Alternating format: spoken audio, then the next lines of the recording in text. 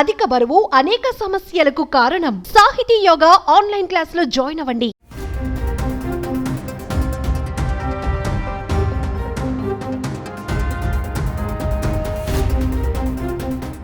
ఆంధ్రప్రదేశ్ ప్రజలకు సీఎం చంద్రబాబు అదిరిపోయే శుభవార్త చెప్పారు.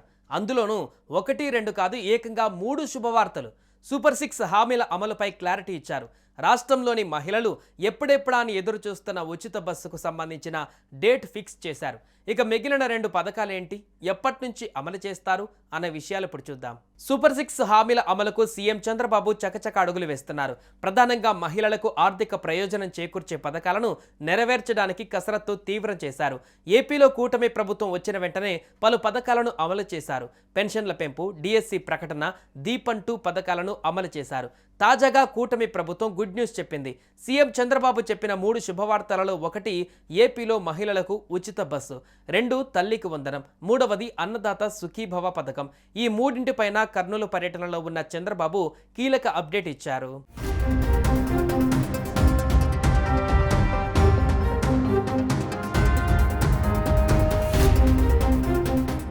కూటమిని గెలిపిస్తే ఉచితంగా ఆర్టీసీ బస్సులలో ప్రయాణించేలా పథకం అమలు చేస్తామని హామీ ఇచ్చింది కూటమి పార్టీలు. ఇందులో భాగంగా ఆగస్టు 15 నుంచి ఏపీలో మహిళలకు ఉచిత బస్సు ప్రయాణం కల్పిస్తామని చంద్రబాబు ప్రకటించారు. అయితే ఉమ్మడి జిల్లా వ్యాప్తంగానా లేదా విభజిత జిల్లాల ప్రాతిపాదికన ఉచిత బస్సు పథకం అమలు చేస్తారా అనే దానిపైన త్వరలో స్పష్టత రానుంది. ఇక ఉచిత బస్సు పథకం అమలు ప్రకటించడంతో మహిళల్లో హర్షాతిరేకలు వ్యక్తమవుతున్నాయి.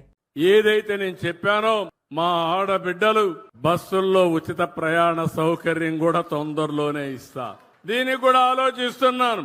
అవసరమైతే ఆగస్టు 15న స్వాతంత్ర దినోత్సవాన తప్పకుండా మా ఆడబిడ్డలు అప్పటి నుంచి ఉచిత ప్రయాణ సౌకర్యం ఏర్పాటు చేసే బాధ్యత ఈ ప్రభుత్వానిది.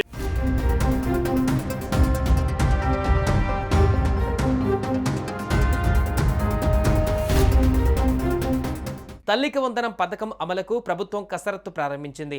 వచ్చే నెలలో స్కూలు తెరిచేలోగా తల్లుల ఖాతాలలో నగదు జమ చేస్తామని తాజాగా సీఎం చంద్రబాబు ప్రకటించారు. దీంతో లక్షల మంది పేద మధ్యతరగతి తల్లులలో ఆనందం వ్యక్తమవుతుంది.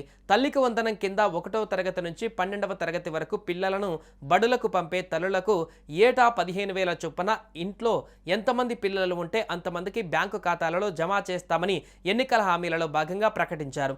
ఇందులో భాగంగానే ఈ పథకాన్ని బడులు తెరిచేలోపు అమలు చేస్తామని సీఎం చంద్రబాబు తెలిపారు.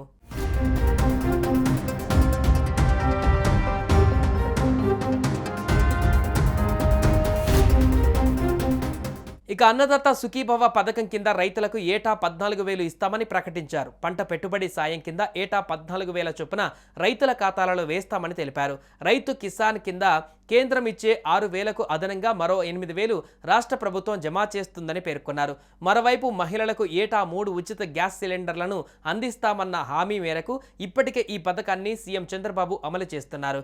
మహిళలు సిలిండర్ బుక్ చేసుకున్న తర్వాత కొద్ది రోజులకే ఆ డబ్బులను బ్యాంకు ఖాతాలలో జమ చేస్తున్నారు. 2వ ఉచిత సిలిండర్ ఇప్పటికే లబ్ధిదారులు తీసుకున్నారు.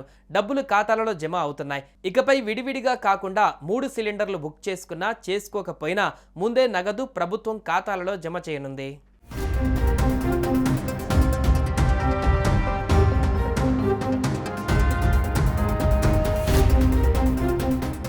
సుమన్ టీవీలో మీ పర్సనల్ అండ్ బిజినెస్ ప్రమోషన్స్ కోసం కింది నెంబర్కి కాంటాక్ట్ చేయండి.